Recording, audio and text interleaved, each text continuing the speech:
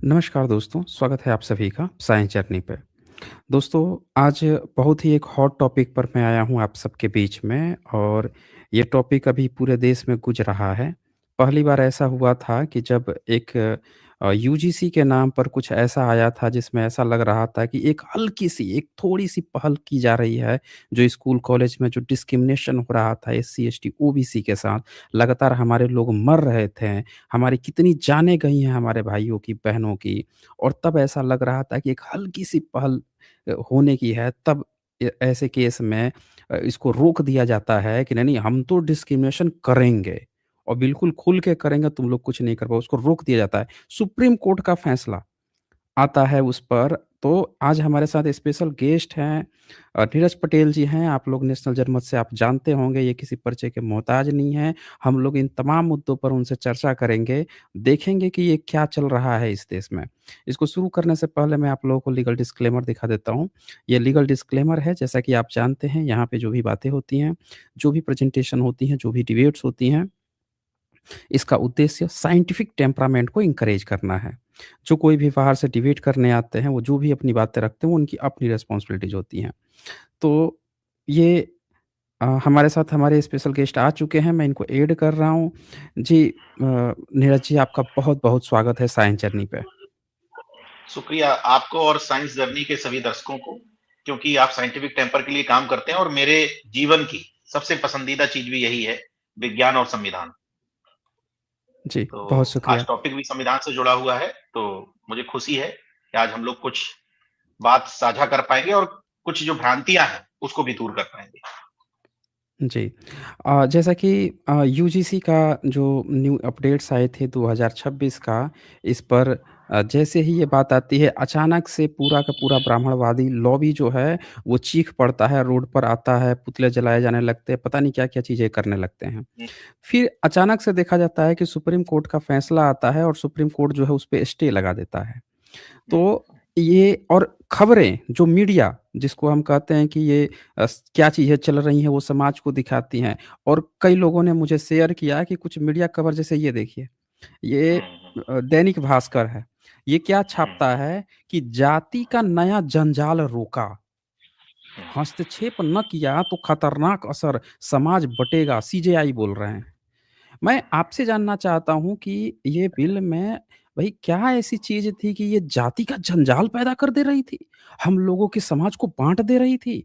ऐसा सीजेआई बोल रहे हैं और ऐसा ये लोग बोल रहे हैं, तो मैं आपसे टिप्पणी चाहता हूँ कि ये सुप्रीम कोर्ट क्या फैसला कर रही है और ये क्या चीज़ें चल रही हैं? जी।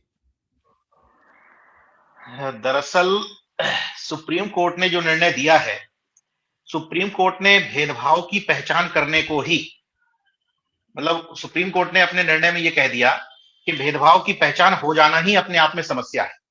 बार बार उसने कहा कि इससे भेदभाव उत्पन्न हो सकता है। अभी तक कोई इस तरह का मतलब अभी तक नियम भी लागू नहीं हो पाए, कोई इस तरह का प्रकरण भी सामने नहीं आया, फिर भी उसने अपनी उसमें कह दिया कि भेदभाव उत्पन्न हो सकता है। अब मैं अन्य पहलुओं पर बाद में जाऊंगा, लेकिन सुप्रीम कोर्ट के निर्णय को समझने के लिए एक दो महत्वपूर्ण टर्म आपको समझने पड़ेंगे। एक है सबस्टैंटिव इक्वालिटी, जिसको वास्तविक समानता कहती हैं। दूसरी है फॉर्मल इक्वालिटी, जिसको औपचारिक समानता कहते हैं। दरअसल सुप्रीम कोर्ट ने क्या किया, जो सुप्रीम कोर्ट के दोनों जजेस, क्योंकि जब मैंने खंगाला तो दोनों एक ही जाति से आते हैं, तो स्वाभाविक ब्राह्मण तौर है। पर उनके निर्णय में जिस तरह की टिप्पणियां की गई, बड़े अफसोस के साथ कह रहा हूं, उन टिप्पणियों में संविधान कानून की बजाय उनके जातिगत पूर्वाग्रह ज्यादा नजर आए। यानी कि सुप्रीम कोर्ट के दोनों न्यायमूर्तियों के, खासतौर पर चीफ जस्टिस को जब आप सुनते हैं, उनकी टिप्पणियां सुनते हैं और टिप्पणियां पढ़ते हैं, तो ऐसा लगता है जैसे कोई जाति महासभा का कोई पदाधिकारी टिप्पणी कर रहा हो। यानी कि मन के जो विचार थे वो उड़ेल करके रख दिए हों। कैसे, किस आधार पर कह रहा हूं, देखिए, नेशनल जनमत हो या साइंस जर्नी, क्योंकि हम लोग साइंटिफिक टेम्पर के लिए जाने जाते हैं, केवल आलोचना करना मकसद नहीं है। तो मैं माननीय सुप्रीम कोर्ट को और संविधानवादियों से चाहूंगा कि मुझे करेक्ट भी करें, जो लोग ये बात सुन रहे होंगे। दरअसल सबस्टैंटिव इक्वालिटी और फॉर्मल इक्वालिटी में बेहद फर्क है। सुप्रीम कोर्ट ने जो अपना निर्णय दिया, उसने फॉर्मल इक्वालिटी की तरह दिया। यानी कि सुप्रीम कोर्ट यह कहना चाहता था कि हर कोई बराबर है। हालांकि संविधान, अपने देश का संविधान खुद मानता है, सुप्रीम कोर्ट कई निर्णयों में मान चुका है। यूजीसी जब पूरी रिपोर्ट पेश करता है संसद को और बताता है कि 2019 से 20 और 23 से 24 में 1160 केवल जाति के मामले दर्ज हो चुके हैं, तो इन आंकड़ों के आधार पर यह नहीं कहा जा सकता कि सब बराबर है। लेकिन सुप्रीम कोर्ट अपने पूर्वाग्रह, सुप्रीम कोर्ट कहें या फिर जो स्वयंभू मिलॉर्ड्स हैं, जो एक खास जाति से आते हैं, तो वो अपनी पूर्वाग्रह वाली धारणाओं को डिसीजन में तब्दील कर देते हैं और वो फॉर्मल इक्वालिटी को कह देते हैं कि सब बराबर है। जबकि संविधान और संविधान निर्माता स्पष्ट कहते थे कि हमें सबस्टैंटिव इक्वालिटी यानी कि वास्तविक समानता चाहिए। अब इसको आसान भाषा में समझा देता हूं, थोड़ा सा ये फॉर्मल इक्वालिटी, सबस्टैंटिव इक्वालिटी थोड़ा कठिन हो रहा होगा, मैं सामान्य भाषा में समझा देता हूं। जैसे 3 लोग किसी मैदान के अंदर मैच देखना चाहते हैं, इस बात को गंभीरता समझिएगा। 3 व्यक्ति हैं, किसी मैदान के अंदर कोई मैच देखना चाहते हैं, लेकिन दीवार उनके सामने बाधक बनी हुई है। अब तीनों लोगों की हाइट अलग अलग है, एक छोटी हाइट का है, एक मध्यम हाइट का है और एक ऊंची हाइट का है। तो सुप्रीम कोर्ट के अनुसार, सुप्रीम कोर्ट कहती है कि जैसे ही आप ये कहते हैं कि भेदभाव हो रहा है, जैसे ही आप अपनी समस्या बताने की कोशिश करते हैं, असमानता की बात करने की कोशिश करते हैं, उसमें समाज में विभेद उत्पन्न हो जाता है। तो सुप्रीम कोर्ट क्या कहता है कि उन तीनों लोगों को जो अलग अलग हाइट के हैं, एक समान स्टूल दे दीजिए। अब ये मैं आपसे पूछना चाहता हूं, हमारे जो एंकर महोदय हैं, क्या जो अलग अलग हाइट के लोग हैं, यानी कि अलग अलग हाइट से कहने का मतलब है जो अलग अलग समाज के लोग हैं, वहां पर उनको सेम तरह का स्टूल देने पर क्या वो दीवार के पार देख पाएंगे? अगर दीवार की हाइट ज्यादा है, देख पाएंगे क्या? नहीं देख पाएँगे, बिल्कुल नहीं नहीं देख देख पाएंगे। पाएँगे। किसी की कम तो रह ये हो जाएगी, गई किसी की फॉर्मल ऊँची हो जाएगी। हुँ। हो जाएगी। तो ये हो गई फॉर्मल इक्वालिटी, जिसकी बात सुप्रीम कोर्ट ने की। लेकिन संविधान कहता है सबस्टैंटिव इक्वालिटी, यानी कि वास्तविक समानता। और वास्तविक समानता का मतलब है कि अलग अलग वर्गों की, उन जो 3 शख्स देखना चाह रहे हैं, उनकी मूल पहचान करिए कि समस्या क्या है। तो समस्या वहां पर क्या आएगी? हाइट समस्या है। तो किसी को स्टूल नीचे वाला भी चल जाएगा, किसी को स्टूल ऊंचा देना पड़ेगा, और जिसकी सबसे कम हाइट है उसको सबसे ऊंचा स्टूल देना पड़ेगा। यानी कि इसी सबस्टैंटिव जो इक्वालिटी है, इसी के आधार पर मैं पूछना चाहता हूं सुप्रीम कोर्ट के जो मिलॉर्ड्स हैं, स्वयंभू मिलॉर्ड्स हैं, उनसे पूछना चाहता हूं कि ईडब्ल्यूएस को आखिर आपने कौन सी संविधान के पैरामीटर के हिसाब से आपने कह दिया कि ये गैर संवैधानिक नहीं है? इसी सबस्टैंटिव इक्वालिटी के सहारे तो कहा आपने कि भाई आपने भी माना कि समाज में इस सवर्ण वर्ग में भी अलग अलग इनकम ग्रुप के लोग हैं और इनके साथ भी भेदभाव हो रहा है, तो इनको ये प्रोविजन से लाभ उपलब्ध कराया जा सकता है। तो जब ये बात ओबीसी, एससी, एसटी वर्गों के हित में, महिलाओं के हित में या दिव्यांगजनों के हित में आती है, तो आप किस आधार पर कह देते हैं कि सब बराबर हैं? अगर सब बराबर हैं तो सरकार की जितनी भी योजनाएं चल रही हैं, जो सामाजिक सुरक्षा की योजनाएं हैं, जैसे 5 किलो राशन देना, तो फिर सुप्रीम कोर्ट ये क्यों नहीं कहती कि देश के हर नागरिक को 5 किलो राशन उपलब्ध कराइए? वहां तो सरकार ये देखती है ना कि किसकी इनकम ग्रुप कम है, किसका इनकम ग्रुप ज्यादा है। या जब आप स्कॉलरशिप देखते हैं तो स्कॉलरशिप में 3 पैरामीटर नापते हैं। एक तो योग्यता का पैरामीटर देखा जाता है, कई जगह योग्यता के आधार पर स्कॉलरशिप दी जाती है कि भाई जो ज्यादा योग्य है, एक स्कॉलरशिप मेरिटोरियस स्कॉलरशिप होती है। एक स्कॉलरशिप होती है आर्थिक पृष्ठभूमि के आधार पर, जो सवर्णों को भी मिलती है। और तीसरी स्कॉलरशिप होती है सामाजिक पृष्ठभूमि के आधार पर, यानी कि जाति में, वर्ग में जो लोग पिछड़े रह गए, जो लोग एससी रह गए, जो एसटी यानी कि कमजोर वर्ग के रह गए, वंचित तबके के जो लोग रह गए, तो सरकार भी अपने पैरामीटर्स, जब समाज के बीच में कुछ देना चाहती है तो उसके पैरामीटर्स अलग होते हैं। यानी कि खुद सरकारें और खुद सुप्रीम कोर्ट ईडब्ल्यूएस यानी कि गरीब सवर्णों को, जिसको लोग सुदामा कोटा भी कह देते हैं, वो देते समय खुद सरकार मान रही थी कि समाज में हर तबका बराबर नहीं है। तो अगर समाज में हर तबका बराबर नहीं है तो एक तबके की पहचान इस रूप में करना कि इसके साथ भेदभाव हो रहा है, सुप्रीम कोर्ट कहती है कि अन्याय है, ये भेदभाव है। तो फिर यही सुप्रीम कोर्ट, जब यात्रा निकाली जाती है इस देश में कि जात पात की करो विदाई, हिंदू हिंदू भाई भाई, जब यही सुप्रीम कोर्ट संविधान की मूल अवधारणा, संविधान में स्पष्ट तौर पर पंथ निरपेक्ष धर्मनिरपेक्ष शब्द लिखा हुआ है, जो कहता है कि भारत का स्वरूप सेकुलरिज्म यानी कि सेकुलर है, एक सेकुलर स्टेट है भारत। तो उस समय यही सुप्रीम कोर्ट इस तरह के बाबाओं को जो सत्ता प्रायोजित है, इस बात से क्यों नहीं रोकते हैं कि आप खाई पैदा कर रहे हैं दो वर्गों के बीच में, समुदायों के बीच में। या जब आप यात्रा निकाल करके कहते हैं कि हम हिंदू राष्ट्र बनाएंगे, तो आप देश में कितने लोगों के खिलाफ खड़े होते हैं? सुप्रीम कोर्ट को यह नहीं दिखाई देता है। इसलिए नेशनल जनमत ये मानने में मजबूर हुआ है, तमाम सारे उदाहरणों को देखते हुए। जब छत्तीसगढ़ की सरकार ओबीसी एसटी का रिजर्वेशन बढ़ाती है, तो न्यायपालिका कहती है कि गलत है, एक सीमा है, उस सीमा से ऊपर हम नहीं जा सकते। मध्य प्रदेश में अभी भी ओबीसी को 14% रिजर्वेशन मिल रहा है। 27% करने की कवायद कभी कभी सरकार से फंसती है, कभी कोर्ट से फंसती है। सरकार कर देती है तो कोर्ट फंसा देती है, सुप्रीम कोर्ट ने कर दिया तो हाई कोर्ट में जाकर के फंस गया। तेलंगाना सरकार, बिहार सरकार, यानी कि जब भी ओबीसी एससी एसटी वर्ग के हित में कोई क्लॉज बनाने की कोशिश की गई, उनको प्रतिनिधित्व बढ़ाने की कोशिश की गई, तो सुप्रीम कोर्ट में बैठे हुए कोलेजियम सिस्टम से आए हुए जातिवादी, वंशवादी, परिवारवादी माननीय मिलॉर्ड्स ने कहा कि आपकी संख्या कहां? संख्या के बिना हमें कैसे पता चलेगा कि आपको कितना रिप्रेजेंटेशन देना है, कितना प्रतिनिधित्व देना है? और एक कैप की बात कर दी उन्होंने कि हम 50% से ऊपर रिजर्वेशन नहीं दे सकते। लेकिन ईडब्ल्यूएस को जिस समय आपने रिजर्वेशन दिया, सरकार ने दिया, आनन फानन में 3 दिन के भीतर विधेयक बनता है, कानून बन जाता है, राष्ट्रपति मोहर लगा देती हैं, और जैसे ही सुप्रीम कोर्ट के पास पहुंचता है, 5 जजेस बैठते हैं, कहते हैं ओके, मामला सब ठीक है, कहीं कोई दिक्कत नहीं है। मैं सुप्रीम कोर्ट से पूछना चाहता हूं कि ईडब्ल्यूएस के समय में आपके पास जाति का आंकड़ा था क्या? जिस आंकड़े की आप बार बार बात करते हैं कि ओबीसी की संख्या तो लाओ, एससी एसटी की संख्या तो लाओ। तो जब बिना संख्या के आप सवर्ण समाज को, ईडब्ल्यूएस आरक्षण को ओके कर देते हैं, ये मानते हुए कि हाँ कुछ लोग इस रेस में पीछे रह गए क्योंकि वो सवर्ण भाई थे। लेकिन जब ओबीसी एससी एसटी के लिए कोई नियम बनता है, तो पहले तो सरकारें ही बड़ी मुश्किल में बनाती हैं, और बनाती हैं तो वो जाकर के कोर्ट में फंस जाता है, क्योंकि ये पहला उदाहरण नहीं है। मैंने तमाम राज्यों के आरक्षण की बात करी। इसके अलावा एक और महत्वपूर्ण मामला है 69,000 शिक्षक भर्ती का, जिसको तकरीबन 6-7 साल हो गए युवाओं को लड़ते हुए। पहले सरकारों से लड़े, फिर यहां की हाईकोर्ट से लड़े, यहां से निर्णय हुआ, अब सुप्रीम कोर्ट में सितंबर 2024 से पेंडिंग किए हुए हैं। यानी कि जो 20,000 से ज्यादा छात्रों के हितों का मामला है, वो सुनने के लिए सुप्रीम कोर्ट के पास समय नहीं।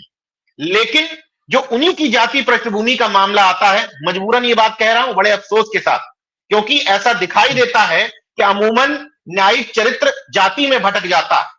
तो जब इस तरह के कोई मामले सामने आते हैं, तो उसमें आनन फानन, चाहे ईडब्ल्यूएस हो और चाहे अभी ये प्रकरण हो, जो भी प्रकरण सवर्णों के हित में हो या सवर्णों के खिलाफ हो, उसकी सुनवाई जल्दी होती है, उसमें तुरंत इंसाफ में मिल जाता है। मंडल कमीशन याद करिए, ओबीसी को पहले तो अपने हिस्सेदारी के लिए लड़ाई लड़नी पड़ी, एससी वर्ग ने भी उसमें साथ दिया। लड़ाई लड़ने के 10 साल बाद तब कहीं मतलब मंडल कमीशन की सिफारिशें लागू की गई 90 में जाकर के, लेकिन उस सिफारिशों के लागू होने के बाद सुप्रीम कोर्ट में अटक गया मामला। सुप्रीम कोर्ट से मामला निकलने के बाद तब कहीं जाकर के ओबीसी को आधा अधूरा, मंडल कमीशन की जो सिफारिशें थी वो लागू नहीं हो पाई, बमुश्किल 3-4 सिफारिशें ही पूरी हो पाई उसमें। यानी कि आधा अधूरा भी कह लें, क्या थोड़ा बहुत जो झुंझुना मिलना था वो बड़ी मुश्किल पास हो पाया। लेकिन यहां देखो आप, ना सवर्ण तबके को सड़क पर उतरना पड़ा, ना लाठियां खानी पड़ी, ना जेल जाना पड़ा, लेकिन आनन फानन में 3 दिन के भीतर उनका सब कुछ संसद से होता है, राष्ट्रपति भी मोहर लगा देते हैं, सुप्रीम कोर्ट भी मोहर लगा देती है, और ईडब्ल्यूएस आरक्षण धड़ाधड़ लागू भी हो जाता है। कहीं कोई रोक टोक नहीं, कहीं कोई बहस नहीं, ना प्रमाण पत्र बनवाने में समस्या, ना किसी बात में समस्या। तो इसलिए समझ में आता है कि हाँ, भारत में जो न्यायिक चरित्र है वो भी कहीं ना कहीं अपने जातिगत पूर्वाग्रहों से घिरा हुआ है। एक बात मैं और कहता हूं कि जिस तरीके से तर्कवादी मानते हैं कि जीवन और मरण सत्य है, वैसे ही इस देश में मृत्यु भी सत्य, वैसे ही इस देश में जाति भी सत्य है। सोचिए, बहुत बड़ी बात कह रहा हूं कि जन्म मरण के सत्य इस देश में जाति है, जो आपके जीवन में जीते जी तो रहती ही है, आपके मरने के बाद भी साथ चलती है, जो तय करती है कि किस तरफ आपको उस अंतिम संस्कार कहां पे किया जाएगा, जाने दिया जाएगा, नहीं जाने दिया जाएगा, किस पद्धति से किया जाएगा, किस विधि से किया जाएगा, ये आपके जाने के साथ भी चलती रहती है। लेकिन मैं एक बात से खुश हूं कि यूजीसी ने का जो गाइडलाइंस आई, यूजीसी की गाइडलाइंस, एक बहस इस पे हो सकती है कि क्या झुंझुना भर था, उससे मिल क्या सकता था, क्या हासिल हो जाता जो इतना बड़ा हल्ला मच रहा था। तो मैं इस पे इसलिए नहीं जाना चाहता कि ये बात उन जातिवादियों से, जातंकवादियों से पूछिए जो मंडल कमीशन की तरह इस बार फिर से सड़कों पर उतर आए थे और अपने आप को मरने मारने पर उतारू हो गए, गालियां देना शुरू कर दिया, समाज में विद्वेष फैलाना शुरू कर दिया, यानी कि उनको लग रहा होगा कि इससे कुछ मिल सकता है। मैं इस पे जाना नहीं चाहता कि उससे क्या मिलता नहीं मिलता, लेकिन सबसे महत्वपूर्ण बात यह है कि इसने उस तथाकथित जो हिंदू राष्ट्र की अवधारणा है, जो तथाकथित हिंदू हिंदू भाई की अवधारणा है, उसकी ताबूत में कील ठोक दी। 5 दिन पहले, 7 दिन पहले तक जो कहते नहीं थकते थे कि हमारी लड़ाई तो एक खास समुदाय से है, हम सब हिंदू आपस में भाई हैं, भाईचारे के साथ रहना चाहिए, कटोगे तो बटोगे, हिंदू खतरे में, मतलब तमाम तरह की अवधारणाएं। लेकिन जैसे ही जाति का कोई एंगल बाहर निकल करके आता है, वैसे ही समुदाय, किससे विद्वेष से किस, सब खत्म हो जाता है, सिर्फ जाति प्रधान हो जाती है। और जाति प्रधान होकर के जिनको गालियां दी गई, उन गालियों में केवल ओबीसी, एससी, एसटी वर्ग के सामान्य लोग, संगठन वाले लोग, या वो नेता नहीं जो आगे बढ़ करके इसमें आवाज उठा रहे थे, बल्कि गालियां उन लोगों को दी गई। मैं कहता हूं कि धर्म से पहले भी इस देश में जाति है जातंकवादियों के लिए, उन्होंने प्रूफ दे दिया। वही प्रधानमंत्री नरेंद्र मोदी, जिनको हिंदू हृदय सम्राट, विश्व का सबसे ताकतवर नेता, सबसे शक्तिशाली नेता, जिनको राष्ट्रवादी नेता, प्रखर चिंतक, मतलब तमाम उपाधियों से ये अंधभक्त संबोधित करते थे, लेकिन जैसे ही यूजीसी के रेगुलेशन लागू भी नहीं हो पाए, केवल पब्लिक डोमेन में आए, वैसे ही प्रधानमंत्री से 56 इंची से वो तेली बन गए। तेलिया जैसे शब्दों का इस्तेमाल, मोदिया जैसे शब्दों का इस्तेमाल, मोदी तेरी कबर खुदेगी यूजीसी की छाती पर, ऐसे तमाम नारे जिनको मैं यहां बोल भी नहीं सकता, इस तरह की अभद्र भाषा प्रयोग किया गया। मतलब एक बात क्लियर हो गया, क्योंकि बीच बीच में मैं बार बार एक बात कहता हूं कि हम तमाम संविधानवादी लोग, तर्कवादी लोग, विज्ञानवादी लोग जो बात थ्योरी के माध्यम से समझाते हैं, जैसे साइंस जर्नी चैनल कुछ समझा रहा है, नेशनल जनमत कुछ समझा रहा है, तो लोगों को लगता है कि यार इनके अपने पूर्वाग्रह हैं, इनका अपना कुछ धंधा सेट है, तो ये इस तरह की बातें हमें समझाते रहते हैं। लेकिन जो बीच बीच में इस तरह की घटनाएं होती हैं, वो हम जो थ्योरी समझाते हैं, वो उसी घटनाओं को, ये तमाम घटनाएं प्रैक्टिकल के माध्यम से समझा देती है कि हाँ, साइंस जर्नी और नेशनल जनमत सही कहता है, अभी भी इस तरह की असमानता, भेदभाव समाज में व्याप्त है। और रही बात पढ़े लिखे की, कि लोग पढ़ लिख गए तो इससे दूर हो गए, दरअसल जो पढ़ लिख गया वो उतना ही महीन तरीके से और घृणित तरीके से जातिवाद करता है। किसी को लगता है कि हम पढ़ लिख करके किसी ऑफिस में आ गए तो ऑफिस में आपसे जातिवाद उसी महीन तरीके से किया जाएगा। दूसरी बात, किसी को लगता है हम किसी खास ऊंचे पद पर पहुंच गए, तो जितने ऊंचे पद पर आप पहुंचेंगे, आपके साथ उतने ही ऊंचे लेवल का जातिवाद किया जाएगा। अगर ये याद ना हो तो वर्तमान राष्ट्रपति और इससे पूर्व जो राष्ट्रपति थे, उनका किस तरीके से धर्म स्थलों पर अपमान हुआ, ये मुझे किसी से बताने की जरूरत नहीं है। या तमाम जिनको लगता है कि आईएएस बनने के बाद उसका एक अलग समाज हो जाता है और आईएएस किसी जाति का नहीं रह जाता है, लेकिन ट्रांसफर पोस्टिंग से लेकर के तमाम कार्रवाइयों पर सबसे पहले आईएएस की जाति ही देखी जाती है। नीरज पटेल अगर यहां कुछ बैठ के बोल रहे हैं तो पहले, सबसे पहले ये सर्च किया जाएगा किस जाति का है, तो सबसे पहले ये आरोप लगाओ कमेंट में कि जाओ अपनी जाति के लोगों को समझाओ, जाओ अपने जाति के नेताओं पर आरोप लगाओ। तो जाति है कि जाति नहीं, आप कुछ भी कर ले, लेकिन जन्म से लेकर मृत्यु के बाद तक ये जाति साथ में चलती है। इसलिए मुझे इस बात का संदेह है कि अगर सवर्ण वर्ग के लोग ये कह सकते हैं कि जो इक्विटी कमेटी बनाई जा रही है उसमें सवर्णों को न रखने पर हमें संदेह है कि हमारे साथ इंसाफ होगा या नहीं, जबकि पूरी तरीके से मिथ्या है, भ्रामक है। बड़े अफसोस के साथ आज इस मंच पर मैं कह रहा हूं कि जिनको लोग बहुजन समाज का बहुत बड़ा नेता मानते हैं, मायावती जी, उन्होंने भी अपने ट्वीट में उसी फेसबुकिया ज्ञान को उड़ेल दिया है। उन्होंने भी अपने फेसबुक ट्वीट में कह दिया कि हाँ, जनरल वर्ग के लोग, सवर्ण वर्ग के लोग सही तो कह रहे थे, इक्विटी कमेटी में उससे भी लोग रख लेने चाहिए।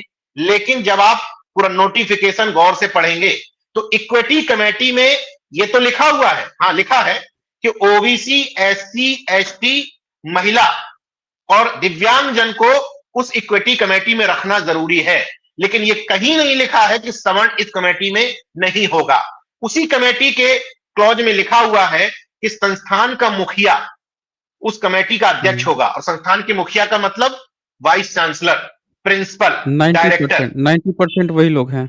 और ये है कौन लोग? है कौन लोग? अब सोचो कि जो चिंता सवर्णों को खाई जा रही है, सवर्णों को क्या कहें, जातंकवादियों को खाई जा रही है, असलियत में वो चिंता ओबीसी, एससी, एसटी के लोगों को होनी चाहिए थी कि ये क्लॉज रख करके आपने पहले ही हमारे भेदभाव का रास्ता पर काट दिया। हाँ मतलब पर काट दिया आपने। इस पूरे जो क्लॉज था, जो आप नोटिफिकेशन ला रहे थे, उसके पर काट दिए। तो चर्चा इस बात पर होनी चाहिए सुप्रीम कोर्ट में। सुप्रीम कोर्ट को भी इस बात पर चिंता जतानी चाहिए थी कि संविधान की मूलभूत अवधारणा के तहत कैसे हम वंचित तबकों को वास्तविक समानता के हक तक ला सकते हैं। लेकिन संविधान के क्लॉज होने की बजाय वो तो कुछ खास जाति से आते हैं। अब ये किस आधार पर मैं कह रहा हूं ये भी बताता हूं। अगर सवर्ण वर्ग के लोगों को झूठ में ये चिंता हो सकती है, सोचिएगा, जबकि उसमें क्लॉज है। पहला क्लॉज तो मैंने बताया कि उसमें किसी संस्था का अध्यक्ष रहेगा। उसी में और क्लॉज लिखे हुए हैं नीचे कि किसी संकाय के प्रोफेसर, वो भी एक दो नहीं 3 प्रोफेसर। तो इन पदों पर कौन लोग बैठे हैं? अच्छा, जब कोई जातंकवादी या जातिगत पूर्वाग्रह से ग्रस्त कोई कुलपति या कोई डायरेक्टर इस तरह की कमेटी का अध्यक्ष होगा, बनाएगा, तो किस तरह के प्रोफेसर को रखेगा ये भी बताने की जरूरत नहीं है। यानी कि वो मैक्सिमम उनमें से सवर्ण ही होंगे। उसमें ऑब्लिक भी है कि विभाग अध्यक्ष भी रखे जा सकते हैं। इसके अलावा 2 स्टूडेंट्स को भी उसमें शामिल करने की बात की गई है। मतलब एक फॉल्स नैरेटिव गढ़ दिया गया, और ये दलाल मीडिया, ये गोदी मीडिया, ये ब्राह्मणवादी मीडिया उसी को चला रहा है। और हमारे तथाकथित बहुजनवादी नेता, तथाकथित पीडीए वाले नेता भी उसी पूर्वाग्रह से ग्रस्त होकर के टिप्पणियां कर रहे हैं। खैर, अब मैं मूल जो बात मैंने शुरू क्यों की, अगर सुप्रीम कोर्ट इस बात को मानता है कि, या तमाम नेता इस बात को मानते हैं कि इक्विटी कमेटी में, हालांकि ये झूठ है, इक्विटी कमेटी में सवर्ण वर्ग के लोगों के ना होने से उनके साथ इनजस्टिस हो सकता है, तो मैं भी पूरी जिम्मेदारी के साथ कह रहा हूं कि मैं भी ये मानता हूं कि सुप्रीम कोर्ट में जब ओबीसी, एससी, एसटी के मामले, महिलाओं के मामले, दिव्यांगजनों के मामले अगर एक खास जाति वर्ग के लोग सुनेंगे, तो मुझे भी संदेह है कि हमारे साथ इंसाफ होगा। उन्हीं के तर्क के आधार पर कह रहा हूं। अगर उनको ये लग सकता है, उन्हीं का तर्क है ये, अगर उनको ये लग सकता है कि वो लोग कमेटी में नहीं होंगे तो उनके साथ इनजस्टिस हो जाएगा, तो हमें क्यों नहीं लग सकता? हमारे जैसे लाखों करोड़ों लोगों को क्यों नहीं लग सकता कि अगर आप पैनल बनाए सुप्रीम कोर्ट का, हाई कोर्ट का, और बात ओबीसी आरक्षण से जुड़ी हुई, एससी एसटी से जुड़ी हुई या महिलाओं से जुड़ी हुई हो, तो क्यों नहीं इसमें महिला प्रतिनिधि जज के तौर पर शामिल करना चाहिए था? क्यों नहीं ओबीसी रखना चाहिए? क्यों नहीं एससी रखना चाहिए? ताकि हमारा भी संदेह दूर हो जाए। अगर आप इतनी छोटी बात पर संदेह कर सकते हैं, मतलब सोचिए इस देश में चल क्या रहा है आज तक सोचिए आज तक ये ऐसा ही करते आए हैं। और आज इनको अपने पर समझ में आ रहा है कि ये नहीं और हैरत देखो ओबीसी, एससी, एसटी वर्ग के लोगों से उम्मीद करते हैं कि हम जो कह दे इस मिलॉर्ड की कुर्सी पर बैठ करके, तुम उसी को वास्तविक न्याय मान लो।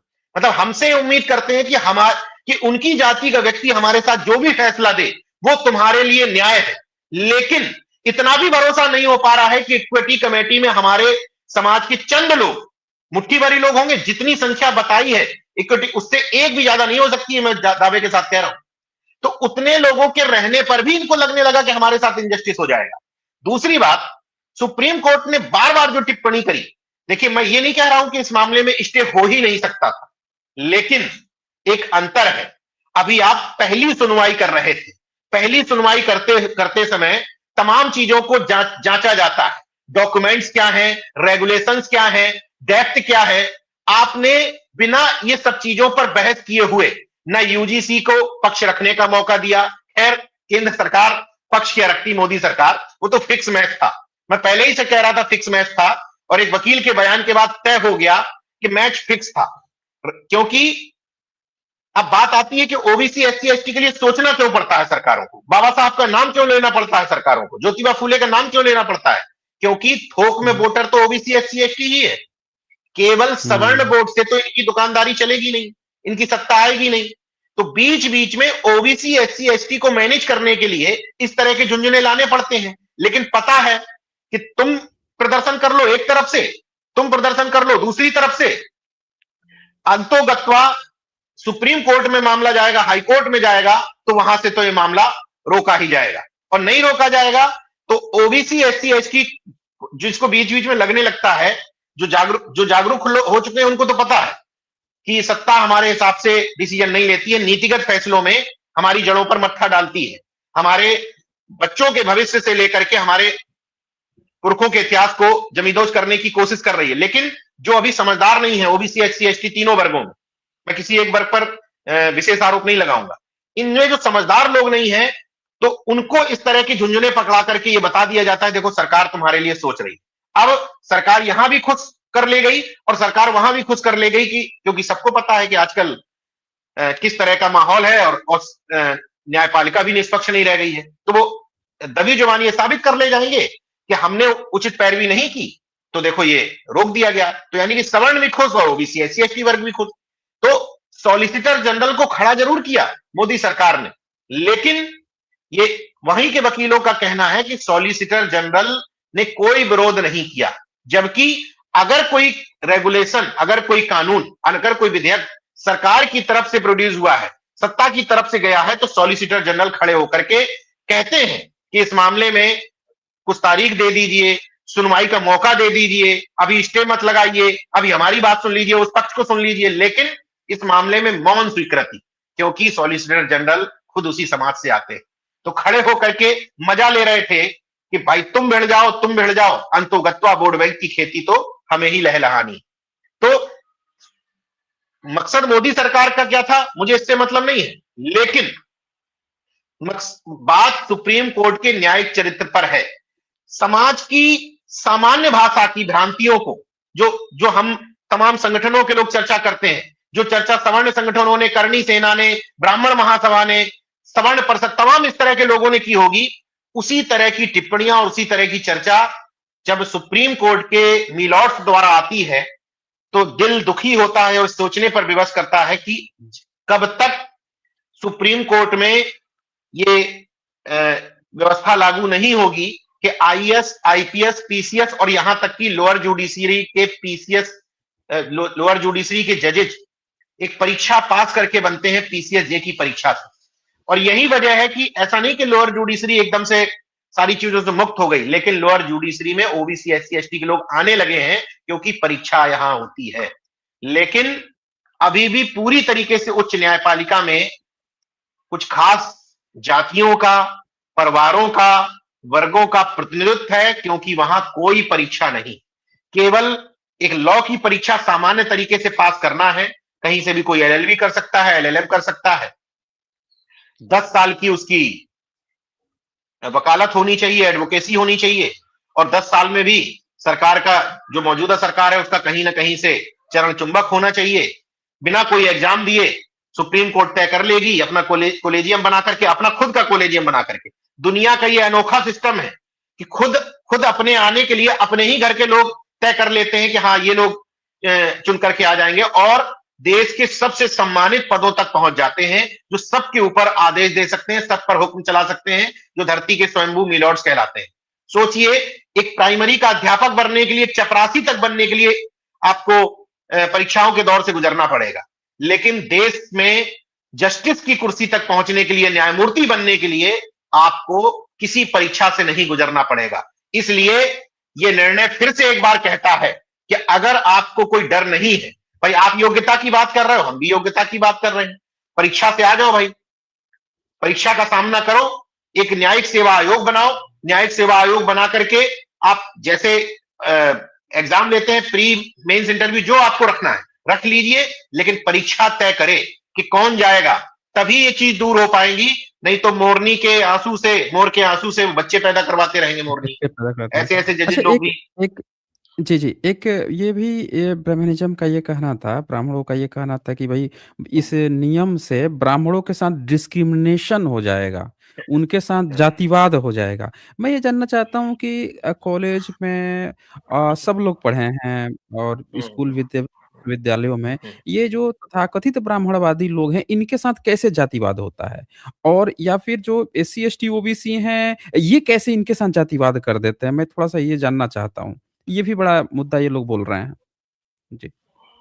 अब आप ये समझिए कि चोर की दाढ़ी में तिनका, रूल रेगुलेशन की जो गाइडलाइन आई, उसमें ब्राह्मण शब्द तो कहीं लिखा नहीं है, हुँ, उसमें ठाकुर शब्द तो कहीं लिखा नहीं है, उसमें बनिया शब्द तो कहीं लिखा नहीं है, उसमें कायस्थ शब्द तो कहीं नहीं लिखा नहीं है। जनरल में मुस्लिम भी आते हैं। अगर सवर्ण तबके की बात है तो अशराफ जो तबका है मुस्लिमों का, वो सब जनरल में ही आता है, यानी कि वो हुँ, भी इसमें गाइडलाइन में कवर नहीं हो रहा था। तो तकलीफ केवल एक जाति के ही लोगों को क्यों? ऐसा नहीं कि ठाकुर नहीं आए, लेकिन हुँ, इस तरह के सारे मामलों को लीड एक ही जाति क्यों करती है? दरअसल उनको पता है हुँ। कि डिस्क्रिमिनेशन हम वो दरअसल चीख-चीख करके ये बताना चाहते हैं। मैं 2 मिनट की एक घटना का ज़िक्र करता हूँ। मैं एक हुँ, हुँ, जगह हिंदुस्तान पेपर में था, तो वहां पर मैंने एक खबर लिखी किसी स्कूल के बारे में, और उस स्कूल का, चूंकि उस स्कूल में बहुत बड़े-बड़े संपादकों के बच्चे, आईएएस के बच्चे, पीसीएस के बच्चे, आईपीएस के बच्चे पढ़ते थे, तो मुझसे कहा गया कि उस विद्यालय का नाम मत लिखो, किसी बच्चे के साथ कुछ भेदभाव हुआ था। तो नाम नहीं लिखा मैंने। लेकिन अगले दिन एक खास स्कूल के प्रिंसिपल ने प्रेस कॉन्फ्रेंस की और उन्होंने कहा कि हमारे यहां ऐसा नहीं हुआ। आप समझ रहे हैं जो मैं कहना चाहता हूं? कि हुँ, भाई हुँ, हम कहां कह रहे हैं कि तुम जातिवादी हो, तुम क्यों हुँ, कह रहे हो कि हमें सबसे ज्यादा डर है? दरअसल डर सबसे ज्यादा उसको है जो वास्तव में डिस्क्रिमिनेशन करता है। एक बात, ऐसा नहीं है कि ऐसा उदाहरण नहीं मिल सकता कि कहीं पर दलित ने ओबीसी के साथ, ओबीसी ने दलित के साथ, या किसी दलित ने ब्राह्मण के साथ कहीं कोई मारपीट ना की हो। ये छोटी मोटी घटनाएं संभव है, लेकिन ये रूल नहीं बन सकते। ये कुछ एक उदाहरण हो सकते हैं, कुछ एक अपवाद हो सकते हैं, और अपवाद कभी रूल नहीं होते। लेकिन अपवादों के बियॉन्ड जाकर के जिन लोगों को ये डर सता रहा है, मैं उनसे सिर्फ कह रहा हूं कि आप लिस्टिंग कर लीजिए। मेरी बात मत मानिए, साइंस जर्नी की बात मत मानिए। ऐसे तमाम वो लोग जो जातंकवादी मानसिकता से ग्रसित है, वो जरा लिस्टिंग उठा करके देख ले। बड़े स्कूलों की बात नहीं, छोटे स्कूलों पे आता हूं, जो इस तरह की घटनाएं कवर की गई हो पिछले 5 सालों में, जिसमें किसी शिक्षक ने किसी बच्चे को कान में थप्पड़ मार दिया, उसके कान से कुछ बहने लगा, इतनी जोर से डंडा मार दिया कि उसका हाथ में स्वेलिंग आ गई, ऐसा कुछ कर दिया कि घड़े से मटके से पानी पीने पर उसको सिर फोड़ दिया। मतलब इस तरह की जितनी भी घटनाएं, मैं प्राइमरी लेवल की बात कर रहा हूं, छोटे स्कूलों की, अभी ऊंचे लेवल पर जा ही नहीं रहा, इस तरह की घटनाएं जहां सामने आई हो, फिर तो वो डॉक्टर पायल तड़वी और रोहित वेमुला अलग मसला है। मैं छोटी घटनाओं की बात कर रहा हूं। मेरी बात मत मानिए, लिस्टिंग करके देख लीजिए कि इनमें जिस बच्चे को पीटा गया, उस बच्चे की जाति क्या है, और जिसने पीटा उस शिक्षक की जाति क्या है। आपको यह तय हो जाएगा कि किसके साथ भेदभाव हो रहा है और कौन भेदभाव कर रहा है। निश्चित तौर पर यह बात प्रूफ हो जाएगी, क्योंकि अच्छा एक एक आध घटनाओं। हाँ एक जी। ब्राह्मणवादी बच्ची जो है, वो एक वीडियो शेयर करती है और बोलती है कि मान हम्म, लीजिए कि मुझे किसी की जाति नहीं पता चली, मैं किसी ओबीसी या एससी-एसटी के साथ एंगेज हो गई और कहीं मुझे करियर जी। बनाना हुआ और मैं अलग हो गई, तब तो वो मेरे पे ये एक्ट लगा देगा, मैं तो फँस जाऊँगी। तो मैं इस पे जानना चाहता हूँ कि इनका ये डर कितना जायज़ है? नियम और अपवाद में मैं वही कह रहा हूं ना, फर्क है। वो लड़की जो ये आरोप लगा रही है, वो लड़की इस तरह का एक उदाहरण भी तो दे साथ में। अगर सरकारों को, कोर्ट को, या तमाम जातंकवादियों को यह डर है कि इस तरह के क्लॉज आ जाने से हमारे साथ अन्याय होगा, अभी तक ऐसा हुआ नहीं, वो ऐसा डर सता रहे कि आगे अन्याय होगा, तो मुझे ये बताइए कि इस देश में फिर कोई भी नया कानून बनना ही नहीं चाहिए। अगर निर्भया केस में एक नया कानून आया देश में, हुँ, रेप को लेकर के, इस तरह की घटनाओं को लेकर के, महिलाओं के डिस्क्रिमिनेशन को लेकर के आया ना, उसके बाद तमाम हुँ। कमेटियां भी बनी अलग अलग ऑफिस में, तो उसको सिरे से खारिज कर देना चाहिए, पहले ही से मान लेना चाहिए कि इसका दुरुपयोग भी हो सकता है। किसी भी रिवॉल्वर का आविष्कार, भाई रिवॉल्वर एक जायज चीज मानती है ना सरकार, उसका लाइसेंस देती है। अब ना होता है वरदान, ना होता है अभिशाप, मनुष्य का ही प्रलाप बना देता है वरदान को अभिशाप। अब उसको इस्तेमाल करने वाले लोग कैसे हैं? रिवॉल्वर का इस्तेमाल आप किसी की रक्षा के लिए कर रहे हैं। भाई तमाम सरकारों को, सुप्रीम कोर्ट के जजेस को खुद बॉडीगार्ड मिले हुए हैं, खुद मिले हुए हैं। तो क्या वो ये कह दे कि रिवॉल्वर का आविष्कार गलत हुआ था और ये लाइसेंस बांटने बंद कर देने चाहिए? सुप्रीम कोर्ट कर दे ये नियम। आविष्कार यानी कि कोई भी नियम बनता है, कोई भी कानून बनता है, वो किसी अच्छी मंशा से बनाया जाता है, किसी को संरक्षण देने के लिए बनाया जाता है। लेकिन ऐसा मैं एक सिरे से खारिज नहीं कर रहा हूं कि कुछ लोग उसका दुरुपयोग नहीं करते हैं, लेकिन कुछ एक घटनाओं को देख करके हजारों लोगों के साथ जो डिस्क्रिमिनेशन हो रहा है उसको भी सिरे से खारिज नहीं किया जा सकता। ये मेरे घर के आंकड़े नहीं है, यूजीसी ने खुद बताया कि 1160 लोगों के साथ, जैसे अभी बात हो रही थी ना कि डिस्क्रिमिनेशन बहुत तरह का हो सकता है, तो ये 1160 जो संख्या है बच्चों की, ये केवल जाति के आधार पर डिस्क्रिमिनेशन के शिकार हुए हैं। रोहित वेमुला हो, डॉक्टर पायल तड़वी हो, इनके केस के बाद सुप्रीम कोर्ट ने खुद केंद्र सरकार से कहा था कि कुछ गाइडलाइन तय करिए, कुछ नियम बनाइए, रेगुलेशन लाइए ताकि इस तरह की घटनाओं को रोका जा सके। उस समय तो भावावेश में कह दिया था, लेकिन जब यूजीसी किसी भी मंशा से, कुछ भी मंशा रही हो केंद्र सरकार की, उसमें मैं नहीं जाना चाहता, किसी भी मंशा से अगर रेगुलेशन लेकर के आती है कायदे से, सुप्रीम कोर्ट को संविधान की मूलभूत धारणा को समझते हुए आर्टिकल 14, आर्टिकल 15(4), आर्टिकल 15(5) में जो समानता की बात की गई है उसका, और जो ये कहा गया है कि कुछ वर्गों के लिए विशेष प्रावधान किए जा सकते हैं, उन्हीं का पालन करते हुए कायदे से सुप्रीम कोर्ट को इन गाइडलाइंस को और मजबूत करवाना चाहिए था। यह निर्णय देना चाहिए था कि ये गाइडलाइंस ठीक से लेकर के आइए।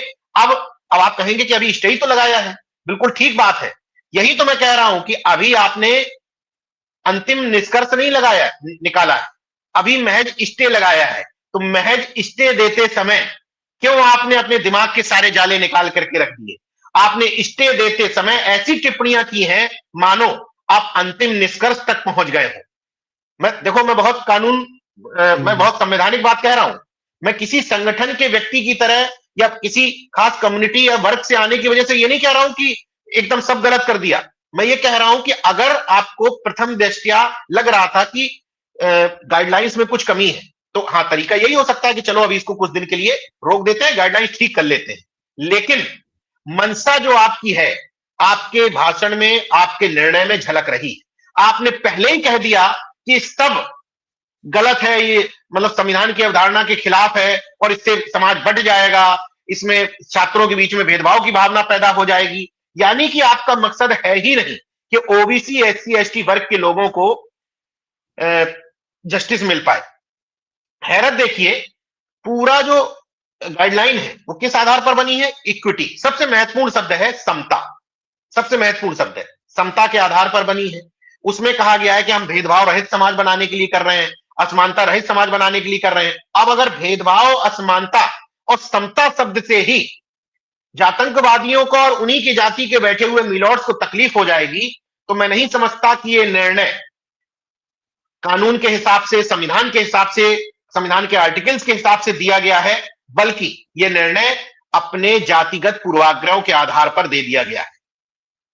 जी। अच्छा, एक आखिरी प्रश्न मैं ये पूछना चाहता हूँ। पहले तो वो जो हाँ, लड़की, जो ब्रह्मवादी लड़की जो थी, ये भी बात मैं क्लियर कर दूं। वो जो लड़की ने आरोप लगाए, तो ऐसे आरोप तो कोई भी किसी पे लगा सकता है कि शायद ऐसा हो गया तो ऐसा होगा, ऐसा हो गया तो ऐसा होगा। लगा सकती है, वो लड़की खुद लगा देगी इसने मेरे साथ छेड़खानी कर दी। अच्छा, वो तो और तगड़ा कानून है। ये बताइए, जो लड़की, यही मैं कहना चाह रहा हूं, जो लड़की को ये आशंका है, तो उस लड़की के रिलेशन में जो व्यक्ति जाएगा, उसको कितनी बड़ी आशंका होनी चाहिए कि ये छेड़छाड़ का आरोप लगा देगी? अब तो घूर के देखना भी रेप की श्रेणी में आ गया है। तो यानी कि ये क्लॉज भी गलत बन गए हैं। आप कोई भी कानून उठा लीजिए, आप उसी को गलत साबित कर दीजिए फिर। मतलब हमारे बच्चों की जान जा रही है और इनको रिलेशनशिप की पड़ी हुई है कि रिलेशनशिप में ब्रेकअप हो रहा है कि नहीं हो रहा है। वही मैं कह रहा हूं कि तर्क भी देखिए, कि किस तरीके से दिए जाते हैं, जो कहीं भी मतलब तर्क की कसौटी पर खरे नहीं उतरते। इनको आप कुतर्क कह सकते हैं। और जो महिला लगा रही है, मुझे लगता है कि उसका सामान्य ज्ञान बेहद कम है। उसके पास खुद इतने कानून पहले से मिले हुए हैं कि उसके सामने जो ये जाति वाले जिन कानूनों का तथाकथित उसको डर है, इवन वो ऐसे भी हल्ला कर दे कि ये मुझे छेड़ रहा है तो वहां पब्लिक पकड़ के उसको पीट देगी, जो बिल्कुल भी बिल्कुल होगा उसको। बिल्कुल तो ये बिल्कुल। बहुत और बेवकूफ टाइप के अच्छा ये कुतर्क कर रहे हैं लोग जी। दूसरी चीज, आप बताओ जिन समाजों में हम रहते हैं, क्या हमारे आपके सामने खुद उस लड़की के सामने क्या ऐसे आरोप नहीं है कि कई बार छेड़छाड़ के गलत आरोप लग जाते हैं, बाद में निकलता है कि किसी और तरह का झगड़ा था, कुछ और तरह की बात थी। तो क्या इस तरह की 2 या 4 घटनाओं को आदर्श मानते हुए सुप्रीम कोर्ट इस मामले में कहेगा कि सारे कानून जो बनाए थे सब नल एंड वाइड कर दिए जाते हैं, सब खत्म कर दिए जाते हैं क्योंकि इनका मिसयूज हो रहा है? कोई भी चीज बनाओगे निश्चित तौर पर उसके मिसयूज से, क्षणिक मिसयूज से इनकार नहीं किया जा सकता। लेकिन सवाल ये आ रहा है कि मिसयूज होगा कैसे? जब कमेटी में तुम्हारे व्यक्ति बैठे हैं, जब कमेटी में तुम्हारे प्रोफेसर बैठे हैं, कुलपति बैठे हैं, तुम्हारे वर्ग के अन्य छात्र बैठे हैं, और इतनी लंबी चौड़ी इक्विटी कमेटी है जिसमें निश्चित तौर पर अगर पूरा आकलन करेंगे तो सवर्णों की संख्या ज्यादा बैठ जाएगी, क्योंकि इक्विटी कमेटी में सिर्फ एक बात लिखी है कि ओबीसी, एससी, एसटी, माइनॉरिटी और महिला से होना जरूरी है, तो एक एक रख लिया जाएगा। बाकी जो इतने सब थोक में रखे जाएंगे ये कहां से आएंगे? कहां तो से आएंगे? आशंका होनी चाहिए। अच्छा ये भी छोड़िए, अभी तमाम संस्थानों में लाइजन ऑफिसर बनाए जाते हैं। लाइजन ऑफिसर ओबीसी से भी बनाए जाते हैं और एससी से भी बनाए जाते हैं। तो ओबीसी का लाइजन ऑफिसर की जिम्मेदारी है कि ओबीसी से जुड़े हुए जो भेदभाव के मामले आते हैं उस संस्थान में, वो उनकी तरफ से पक्ष रखता है, और एससी लाइजन ऑफिसर की जिम्मेदारी होती है वो एससी की तरफ से, एससी एसटी का है। तो जब लाइजन ऑफिसर अभी जो नियुक्त है तमाम संस्थानों में, उनकी हैसियत नहीं है कि ओबीसी का ओबीसी के पक्ष में बात कर दे, एससी का एससी। क्यों ऐसा क्यों हो रहा है? क्योंकि वो नियुक्त होते हैं संस्थान के मुखिया की तरफ से, यानी कि जो तमाम जगह एकेडमिक काउंसिल कही जाती है उनकी तरफ से। तो एकेडमिक काउंसिल में जब बहुतायत सवर्णों की है, जब मुखिया ज्यादातर जगह सवर्ण बैठे हैं, तो वो हितैषी नहीं गुलाम व्यक्ति को उस पद पर बैठा लेंगे। इसलिए मैं दावे के साथ कह रहा हूं कि तमाम संस्थानों की, पीजीआई, केजीएमयू, तमाम अन्य विश्वविद्यालय जहां पर इस तरह के लाइजन ऑफिसर बनाए जाते हैं तमाम इंस्टीट्यूट्स में, उन लाइजन ऑफिसर से मैं दावे के साथ कह रहा हूं कि उन्हीं के वर्ग के लोग सहमत नहीं होंगे, उनको पसंद नहीं करते होंगे। क्योंकि लाइजन ऑफिसर बनाने में एक डिमांड बार बार की जा रही है कि लाइजन ऑफिसर बनाते समय एससी वर्ग के प्रोफेसरों से पूछा जाए। जैसे बहन जी को बड़ी चिंता हो रही थी कि दूसरे पक्ष से पूछ तो लिया जाता कम से कम एक बार। क्या उन्होंने शब्द इस्तेमाल किया था कि हाँ मतलब कुछ दोनों पक्षों से ऐसा कुछ, मतलब उनका लबोलवाब ये था ट्वीट का कि दोनों पक्षों की सहमति से, हाँ उन्होंने कहा सहमति से। तो ईडब्ल्यूएस लागू करते हुए कौन से पक्ष से सहमति ले ली थी आपने? किस तो पक्ष से पूछा सहमति नहीं ले गया ली? था। हाँ मतलब गजब तर्क है, मतलब कुतर्क मतलब है। हमें तो हमारे जो भी कानून आते हैं हमें जान देनी पड़ती है, और इनके लिए बड़े आसानी से सब कुछ हो जाता है। जब आप सहमति की बात कर रहे हैं, पक्षों की सहमति से, तो इतने सालों से ये डिमांड पेंडिंग चली आ रही है कि एससी वर्ग का जो लाइजन ऑफिसर बनाया जाए वो एससी वर्ग की सहमति से, यानी कि एससी के जो एसोसिएशन है तमाम इंस्टीट्यूट में, उनसे पूछ लिया जाए कि आपके वर्गों के हित में काम करेगा कि नहीं। ओबीसी वालों से पूछ लिया जाए काम नहीं पूछा जाता है, एक मुखौटा बैठाल दिया जाता है। तो अभी इतने सालों से जो मुखौटा बैठे हैं, जब वो तुम्हारा जातिवादी सिस्टम, जो भेदभाव वाला सिस्टम, असमानता वाला सिस्टम नहीं तोड़ पा रहा है, तो ये गाइडलाइन आकर के अचानक से तुम्हारा सिस्टम कैसे धराशायी कर देती। दरअसल एक चीज जो हुई है उसकी वजह से ये घबराए हुए हैं। ये अनजाने में हुआ या किस वजह से हुआ, इन्होंने एससी एसटी के साथ कई सालों बाद ओबीसी को क्लब कर दिया है। अभी तक क्या होता था, कोई भी क्लॉज आता था तो उसमें ये एससी एसटी का होता था, तो मूर्ख ओबीसी को, जो सामंतियों का लठेत बना हुआ है, उसको बरगला लेते थे। कहते थे कि ये तो देखो तुम्हारे भी खिलाफ है, जब एससी एसटी एक्ट लगेगा तो देखो ओबीसी को भी लग जाता है, ये बरगला लेते थे। लेकिन इस बार यूजीसी ने मूर्खता में या कौन से उसमें ओबीसी एससी एसटी को साथ रख दिया। अब साथ रखने से यूनिटी बन गई। अब तुम भड़काओगे कैसे, किसके खिलाफ जाओगे? तो इस पूरे प्रकरण में क्या हुआ कि वो कुछ खास जातिवादी अलग थलग पड़ गए और पूरा 85% जिसको तबका कहा जाता है, वो संख्या कितनी होगी? इसीलिए हम बार बार कह रहे हैं भैया जाति गिनवा लो, जातिवार जनगणना करवा लो, अगर आपको लगता है कि हम गलत बोल रहे हैं। तो इनको लगा कि सब एकजुट हो गए। और मैं इस बारे में एक बात को लेकर के धन्यवाद दूंगा सांसद चंद्रशेखर आजाद को। हालांकि सब जानते हैं कि मेरे अच्छे संबंध हैं, इसके बावजूद भी मैं एक बात कहूंगा, क्योंकि सच बात को कहने में पीछे नहीं हटना चाहिए। मैंने तमाम उनकी डिबेट्स देखी। चंद्रशेखर आजाद चूंकि बाई डिफॉल्ट जन्म से एससी वर्ग में आते, तो बार बार ये कहने की कोशिश की गई कि भाई ओबीसी क्या अन्याय नहीं करता है क्या? मैं खुद कह रहा हूं कि हाँ, बहुत जगह ओबीसी इतना मूर्ख है कि अन्याय करता है, अत्याचार भी करता है, खेतों पर मारपीट भी करता है। लेकिन आपको ये चुनना पड़ेगा कि बड़े फलक में हमारा नेचुरल दोस्त कौन है, नेचुरल अलायंस कौन है, कौन बड़े फलक पर हमारे साथ खड़ा रह सकता है। हमारे जितने भी महापुरुष हुए, उन महापुरुषों की पृष्ठभूमि भी ये कहती है कि हम सब एक दूसरे के साथ हाथ से हाथ मिलाकर, कंधे से कंधा मिलाकर के खड़े थे। तो सांसद चंद्रशेखर आजाद दलित में चूंकि जन्म लिए हैं, मैं उनको दलित नेता नहीं कहता ना, वो खुद कहलाना पसंद करते हैं। अगर चंद्रशेखर आजाद ये कह देते कि हाँ निश्चित तौर पर ओबीसी के लोग गलत करते हैं, ओबीसी, तो वो कहीं ना कहीं यूनिटी टूटती हुई दिखाई देती। लेकिन इसमें होशियारी रखी। दो नेताओं को मैं धन्यवाद देता हूं, चंद्रशेखर आजाद का और तमिलनाडु के मुख्यमंत्री एम.के. स्टालिन का, जिन्होंने मुखर तौर पर सीधे सीधे बिना लाग लपेट के, बिना इधर से घुमाए उधर से घुमाए, बिना इधर से कान पकड़े, सीधे सीधे कहा कि हम यूजीसी गाइडलाइन के समर्थन में हैं और हाँ, तमाम शैक्षणिक संस्थानों में वंचित वर्ग के लोगों के साथ अन्याय होता है। तो इस यूनिटी को उन्होंने भी ओबीसी वर्ग का होते हुए स्टालिन साहब ने भी कायम रखा और चंद्रशेखर आजाद ने भी बड़ी खूबसूरती से बहुजन यूनिटी को कायम रखा। तो सबसे बड़ी इनकी चिंता यह है क्योंकि ओबीसी वर्ग की आबादी भी ठीक ठाक है, सबसे ज्यादा है। ओबीसी कई जगह पर संसाधन वाला भी हो गया है, भले ही कुछ खास जातियों के लोग हुए हो ऊपर वाले।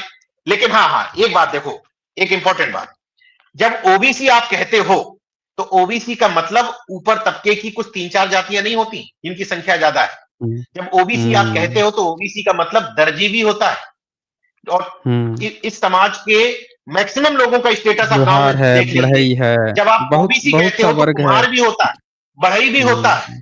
जब ओबीसी आप कहते हो तो नाई भी होता है। जब ओबीसी आप कहते हो तो समाज के तमाम वो तबके जिनके जातियों के नाम तक आप नहीं जानते, नोनिया समाज हो, लोधी समाज, बहुत सारे समाज है क्योंकि 3000 जातियों में विभक्त है।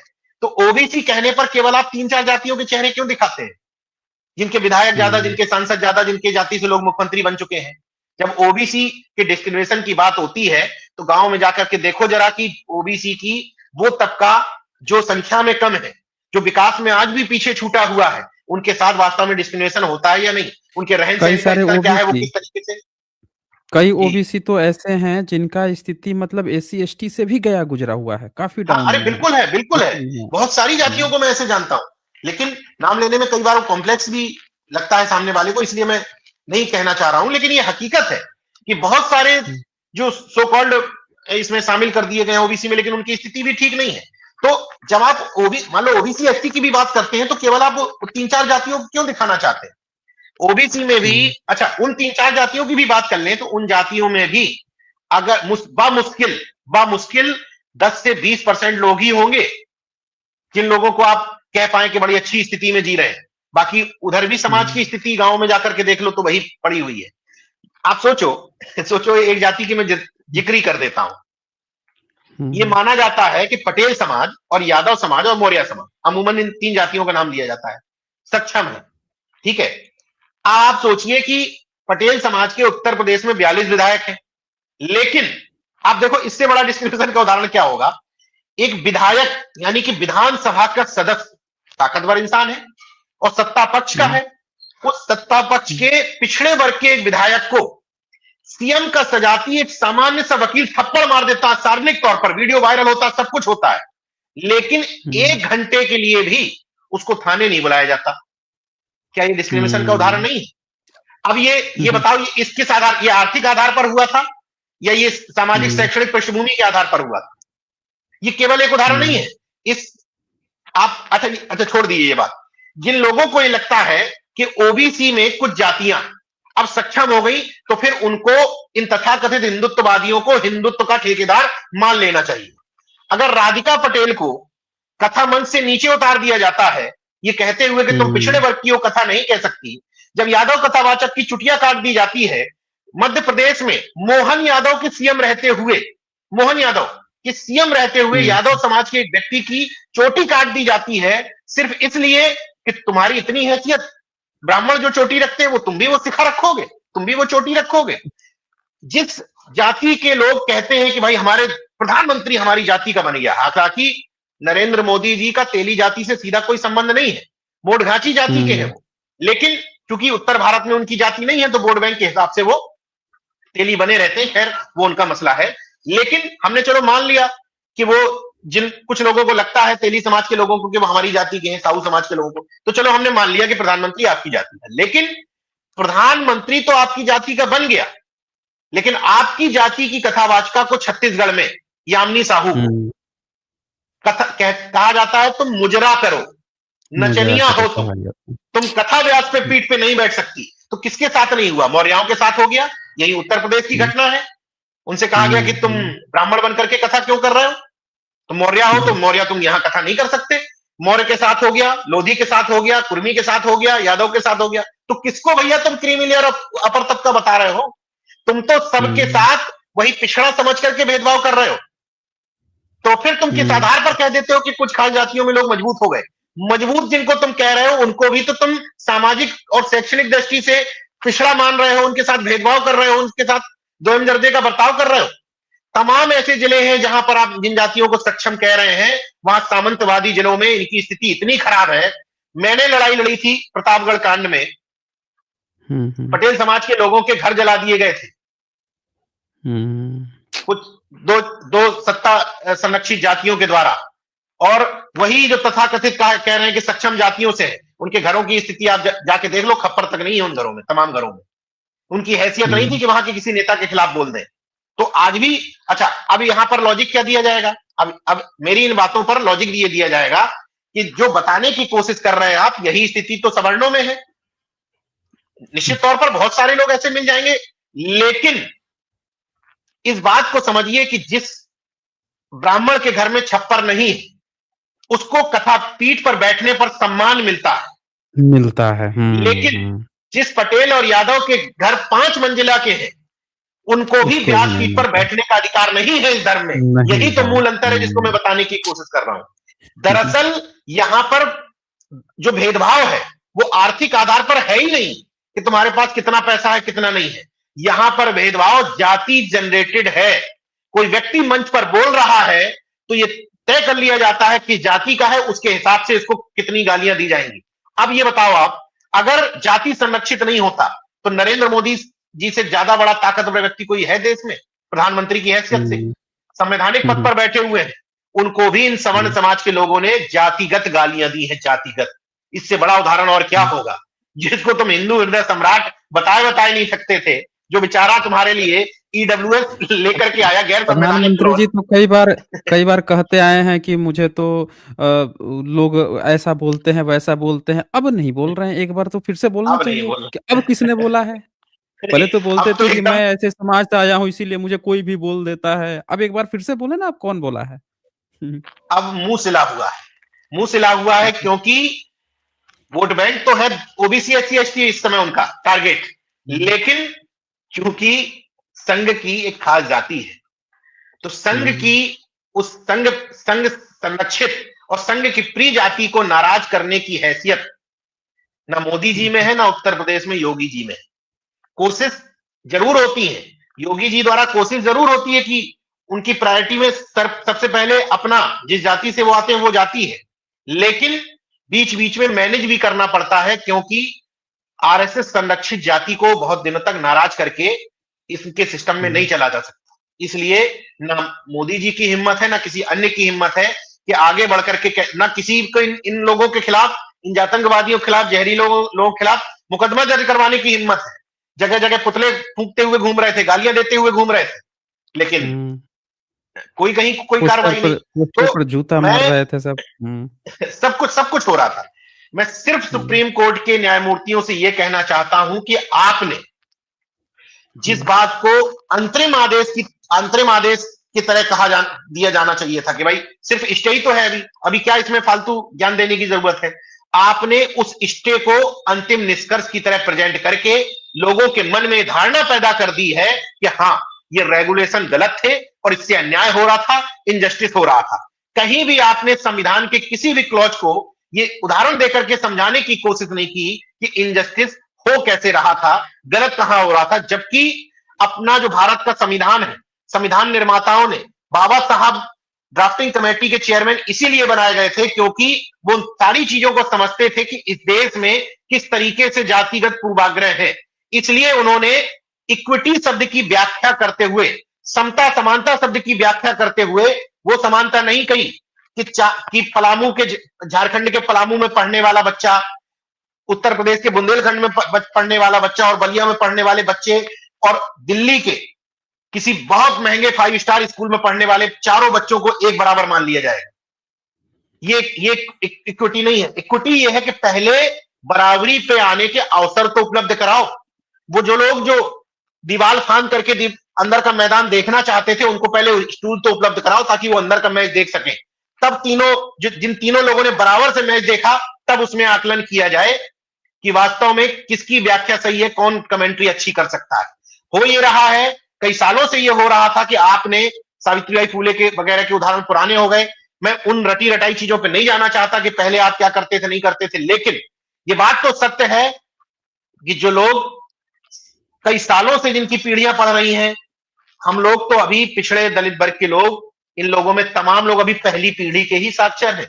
बमुश्किल दूसरी पीढ़ी के, बमुश्किल तीसरी पीढ़ी के, इससे ज्यादा नहीं मिल सकते। इनका मुकाबला उन लोगों से है जो पीढ़ी दर पीढ़ी साक्षर हैं, देश के तमाम संसाधनों पर जिनका कब्जा है। और अगर मेरी बात गलत लगे तो केंद्र सरकार से, मोदी सरकार से कह देना कि जातिवार जनगणना करवा लो, जाति के आधार पर यह तय कर लो, उसके बाद देख लेंगे कि देश के संसाधनों पर, देश के ठेकेदारी व्यवस्था पर, कुलपतियों पर, तमाम आईएएस आईपीएस पर, अच्छे अच्छे पदों पर, तमाम अन्य जगहों पर या लैंड्स पर, जमीन पर, भूमि पर किसका कब्जा है। तब यह तय हो पाएगा कि किसका कब्जा है और हम लड़ाई किसके खिलाफ लड़ रहे हैं। मैं ओबीसी एससी एसटी वर्ग के लोगों से भी एक बात कहना चाहता हूं, पहले तो आपस में लड़ना बंद करो। ओबीसी के अंदर ओबीसी, एससी के अंदर एससी, एसटी के अंदर एससी, फिर आपस में तीनों में यथासंभव कोई लड़ाई खत्म नहीं कर सकता। जब भाई भाई की लड़ाई खत्म नहीं कर सकता एक घर में, तो ये हम कहां से कर लेंगे। लेकिन मैं कहता हूं कि थोड़ा सा बड़ा दिल दिखाने की जरूरत है। पहले जो हमारा प्लॉट, ये पूरा बहुजन वाला प्लॉट ही दूसरे के कब्जे में है, तो जब प्लॉट दूसरे के कब्जे में है, लड़ाई तुमने पहले शुरू कर दी कि प्लॉट में हिस्सा किसका कहां। पहले प्लॉट लेकर के आना है, अपने नाम रजिस्ट्री करानी है, फिर देखना है कि उस प्लॉट पर अब किसका हिस्सा कितना बैठ रहा है। जब है ही नहीं हाथ में, कुछ संसाधन ही नहीं है, तो फिर लड़ाई किस बात की। खैर, इस यूजीसी के निर्णय ने, ईडब्ल्यूएस का निर्णय तो लोग भूल गए थे, थोड़ा दिन पुरानी बात हो गई थी। तो यूजीसी की गाइडलाइंस ने फिर से एक बार याद दिला दिया कि कौन से वो पीडीए वाले नेता, कौन से वो बहुजन वाले नेता, कौन से वो पिछड़े दलित वर्ग के हितैषी नेता, वो नेता जो बीजेपी में शामिल हैं, तो उनमें से किसकी इतनी हैसियत है जो बोल पाए। अब आप देखो कि लोग कहते हैं कि लड़ाई हमारी कमजोर कैसे होती है। ओबीसी एससी वर्ग के नेताओं की हैसियत देखो आप, जो बीजेपी में शामिल है उनकी बात बाद में कर लेंगे, जो बीजेपी से लड़ रहे हैं, अखिलेश यादव का स्टैंड देखिए, क्या हिम्मत कर पाए सुप्रीम कोर्ट से पहले और सुप्रीम कोर्ट के बाद भी हिम्मत नहीं कर पाए सब लोग अच्छा, मुझे एक अभी खबर मिली थी कि भाई लाइन लगा करके अब ब्राह्मण समाज का व्यक्ति समाजवादी पार्टी ज्वाइन कर रहा है। और मतलब अब तो क्रांति आ गई ब्राह्मण समाज के लोगों में। उनको लगने लगा कि भाई अब अखिलेश जी हमारे पालनहार नेता हैं और सब कुछ वही करेंगे। खैर, अखिलेश जी को छोड़ देते हैं। अखिलेश जी ने ईडब्ल्यूएस पे समर्थन किया था। अगर तर्क ये है, अगर ये तर्क है कि हम विपक्ष में हैं और हमें सरकार की गलत चीजों पर या सरकार की नीतियों पर सवाल उठाना हमारा कर्तव्य है, तो ईडब्ल्यूएस पे क्यों नहीं उठाए? उसका बड़ा मौन समर्थन संसद से लेकर बाहर तक क्यों कर दिया? अब आते हैं मायावती जी पर। पहले तो आपने मजबूरन इसलिए कह रहा हूं क्योंकि लगभग 14-15 दिन के घटनाक्रम के बाद एक ट्वीट आता है आपका, वो भी ट्वीट में बुझी सी भाषा। अब जब सुप्रीम कोर्ट का गाइडलाइन आता है तो सीधे सीधे कह दिया जाता है कि बहुत अच्छा किया सुप्रीम कोर्ट ने, ये असमानताकारी व्यवस्थाएं थी। राहुल गांधी राहुल गांधी, सामाजिक न्याय के तथाकथित योद्धा। हम्म, राहुल गांधी, जब मैं राहुल गांधी जी से मिला था तो मैंने उनसे कहा था कि हम्म, जो लोग भाषण से ज्यादा आचरण फॉलो करते हैं, मैंने कहा आपका भाषण हम्म, तो ओके है, लेकिन ना आपका ना हम्म, आपकी पार्टी का आचरण उसके अनुरूप नहीं है। नहीं तो है। इसमें साबित हो गया, राहुल गांधी सामाजिक न्याय के योद्धा चुप रहे। दलित हम्म, जो उसमें जो एससी एसटी सेल बनी रही है वो अपनी अलग बात करते रह चुकी है, एससी एसटी सेल है, मजबूरी है। ओबीसी सेल वाले बात करते रहे, लेकिन जो सामान्य यानी कि जनरल, सामान्य का मतलब वहां सवर्ण से नहीं है, यानी कि जो मूल पार्टी का कार्यकर्ता है, चाहे उत्तर प्रदेश के अध्यक्ष रहे हो, चाहे उनके राष्ट्रीय महासचिव रहे हो, चाहे यूथ के अध्यक्ष रहे हो, मुखर तौर पर, सीधे तौर पर सड़क पर उतर करके इन लोगों ने विरोध किया। राहुल गांधी खामोश रहे। नीतीश कुमार वैसे सामाजिक न्याय के योद्धा हैं, लेकिन नीतीश कुमार एक शब्द नहीं बोले, लेकिन नीतीश कुमार ने छूट दे रखी अपने प्रवक्ताओं को कि भाई सरकार के पक्ष में रहना है। तो उनके तमाम प्रवक्ता नीरज कुमार हो या और, वो इसके समर्थन में खड़े दिखाई दिए। बाकी अनुप्रिया पटेल हो, केशव प्रसाद मौर्य हो, संजय निषाद हो, राजभर हो, इनकी तो हैसियत भाई थी ही नहीं। वो तो इनसे जितना करवाया जाता, अगर सरकार इनसे कह देती कि देखो होर्डिंग लगवाओ, समाज को बताओ, ढिंडोरा पीटो, तो ढिंडोरा पीट जाते, होर्डिंग लग जाती, माला फूल माला लाद दी जाती। या उसी तरीके से जब ओबीसी कमीशन को इन्होंने संवैधानिक दर्जा दिया था, तो जिस तरीके से सारे लोगों ने जाकर के ओबीसी के नेताओं को, एससी के नेताओं को इकट्ठा करके कहा कि भाई हम प्रधानमंत्री जी के पास गए तो ये डिमांड पूरी हो गई, तो ड्रामा करना होता तब इनको कहा जाता कि भाई तुम्हें छूट है, होर्डिंग लगा लो, बैनर लगा लो। लेकिन चूंकि छूट नहीं थी तो ट्वीट करने की हिम्मत नहीं हुई, होर्डिंग लगाना तो बहुत दूर बात है, तो इनमें तो हम्म, किसी ने चर्चा की नहीं। बाकी चंद्राबाबू नायडू और ये सब तो अब खैर मतलब अलग ही बात हो गई। तो हमें जिससे उम्मीद थी, दक्षिण भारत में स्टालिन ने, उन्होंने अपनी उम्मीद पूरी की। उत्तर भारत में चंद्रशेखर से उम्मीद थी, उन्होंने उम्मीद पूरी की। स्वामी प्रसाद मौर्य से उम्मीद थी, उन्होंने उम्मीद पूरी की। एक आध और नेता है जिन लोगों ने मुखर तौर पर आवाज उठाई, लेकिन पार्टियों के स्टैंड को अगर आप देखेंगे तो पार्टियों का स्टैंड बेहद निराशाजनक रहा। यही वजह है, यही वजह है कि लोग आप पर भरोसा नहीं कर पाते हैं, आपको आज भी छद्म मानते हैं। क्योंकि जब मौका होता है दिखाने का, ईडब्ल्यूएस के समय में था और यूजीसी, ईडब्ल्यूएस के समय में हमने मान लिया कि चलो गलती हो गई, यूजीसी गाइडलाइन के समय में मौका था अड़ने का अपने समाज के साथ, अपने समाज के हक हुकूक के साथ, उस समय आप बैक हो गए। तो अब समाज का क्या ही भरोसा आप पे रहेगा और समाज की क्या स्थिति रहेगी। क्या मतलब रहेगा। सुप्रीम कोर्ट हम्म, पर या मोदी सरकार पर मुझे तो बड़ी तकलीफ होती है कि सुप्रीम कोर्ट पर मोदी सरकार पर क्यों आरोप लगाया जाए, जो इतने सालों से हमारे वोट से ताकत में आ रहे हैं, सत्ता प्राप्त कर हम्म, रहे हैं, जिन लोगों भाई जिन जिन लोगों को वोट दे कर करके ओबीसी एससी वर्ग के लोगों ने पहले कहा कि भाई ये हमारे समाज के जो नेता हैं ये राजा रानी है, सामान्य जनता से ऊपर उठा के उनको राजा रानी का दर्जा दे दिया। फिर राजा रानी के बाद जब मन भरा नहीं भरा तो बोले देवी देवता है। तो सोचो कि देवी देवता का दर्जा जिंदा रहते हुए जिन लोगों को मिल रहा है, उन लोगों की इतनी भी हिम्मत नहीं कि चंद वोट बैंक की खातिर, जरा से वोट बैंक की खातिर, मैं ओबीसी एससी एसटी का साथ देने की बात नहीं कर रहा हूं, सच का साथ, सच का हम्म, साथ, समानता का साथ, समता का साथ, हमारे महापुरुषों के बताए हुए मार्ग का साथ। और अगर आबादी की भी बात करो, वोट बैंक की भी बात कर लेता हूं, तो इस ओबीसी एससी एसटी महिला और विकलांग और दिव्यांगजन, इनसे बड़ा वोट बैंक कोई हो सकता है देश में? स्वार्थ के आधार पर ही सोच लेते, कम से कम वो पीडीए के जन नेता तो सोच लेते। उनका ए इतना कंफ्यूज है कि ए कब अल्पसंख्यक हो जाए, कब अगड़ा हो जाए, वो पता ही नहीं चलता। ईडब्ल्यूएस के समय में अगड़ा हो गया, फिर उस तरह का मामला आ गया, फिर अगड़ा हो गया। जबकि अखिलेश यादव को यही फॉर्मूला 37 सीटें दिलवा चुका है, जितनी सीटें आज तक मुलायम सिंह जी के रहते हुए भी सपा नहीं जीत पाई, नेताजी के रहते हुए, हम्म, उतनी सीटें अखिलेश यादव को केवल सामाजिक न्याय के मूवमेंट ने, संविधान बचाओ के मूवमेंट ने, इस पीडीए के मूवमेंट ने, ओबीसी एससी एसटी वर्ग के मूवमेंट ने, बाबा साहब के मूवमेंट ने जितनी सीटें दिलवा दी। भाई जब प्रैक्टिकल करके देख लिया, आपने 2 प्रैक्टिकल किए अपने होश संभालने के बाद नेताजी के बियॉन्ड। एक प्रैक्टिकल किया आपने फरसा टांग करके, मंदिर मंदिर टहल करके, माथा माथा पटक कर करके, उस समय विधानसभा में बुरी तरीके से हारे। दूसरा आपने, हम्म, आप अभी मन से ये नहीं है, आपने प्रैक्टिकल ही किया था। ठीक, कोई बात नहीं, किसी वजह से किया हो, प्रैक्टिकल भी मैं अच्छा मानता हूं कि चलो किसी वजह से आप बदलने का दिखावा किया जो भी है। तो बदलने के बाद भी आपको 37 सीटें मिल गई। इसके बावजूद जिस जिस जाति के समाजवादी पार्टी में मौजूदा समय में महज 3 विधायक हैं, जब समाजवादी पार्टी सत्ता में आती तो मुख्यमंत्री कौन बनेगा, किसी से पूछने की जरूरत नहीं है। किसी छोटे मोटे बच्चे से पूछो जो राजनीति की समझ रखता होगा, वो बता देगा कि कौन बनेगा। अब जब आप राजनीति में नहीं हो तो एक ही पद महत्वपूर्ण बचता है, लीडर ऑफ अपोजिशन, विपक्ष का नेता, क्योंकि उसको कैबिनेट मंत्री का दर्जा होता है। तो जब आप सत्ता में हो तब आप मुख्यमंत्री, जब आप सत्ता में नहीं हो तो एक पद, चूंकि आप चले गए केंद्र में सांसद बन करके, तो एक पद था जो ये साबित कर सकता था कि आप पीडीए के साथ खड़े हैं, तो आपने दे दिया 3 जातियों वाले ब्राह्मण समाज को।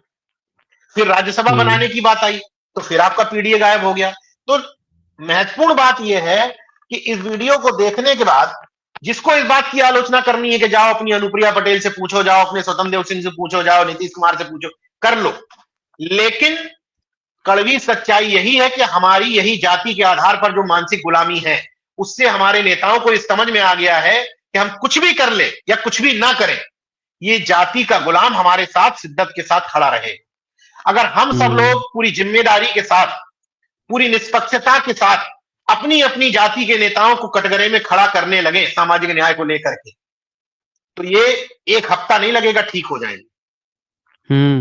दरअसल हम लोगों ने ये गलतफहमी देके रखी है कि बहन जी बाहर निकले ना निकले इतना % वोट फिक्स है, ब्राह्मण को दे दें टिकट, फलाने को दे दें, वो तो हाथ ही देखते हैं। ये पॉजिटिव चीज नहीं है, इसको कैडर नहीं कहते हैं। ये जो चीज पैदा हुई कि किसी भी ऐरे गहरे को टिकट मिलेगा, उसको वोट मिलेगा, इसने खतरा पैदा कर दिया और हमारा जो वास्तविक मूवमेंट था वहीं से भटक गया। अगर ये चीज पैदा कर दी जाएगी कि भाई साइकिल देख करके हम तो बिना मुद्दे के, बिना किसी जाति को देख करके वोट दे देंगे, तो दिक्कतें तो वही हो रही हैं कि लोग अपनी अपनी सामाजिक न्याय में भी, लोग अपनी अपनी लोगों को सामाजिक न्याय तो चाहिए, लेकिन सामाजिक न्याय भी अपनी जाति के नेता के माध्यम से ही चाहिए, इधर उधर नहीं। बड़े बड़े सामाजिक न्याय के ठेकेदारों की बात कर रहा हूं, बड़े बड़े, बस एक मिनट बात कह के खत्म करूंगा। बड़े बड़े सामाजिक न्याय के ठेकेदारों की बात कर रहा हूं, जो मतलब जाति देख करके फिसल जाते हैं। जाति का महापुरुष की तस्वीर नहीं लगी होगी तो कार्यक्रम खराब है, जाति के नेता की आलोचना हो जाएगी तो मुंह सूख जाएगा।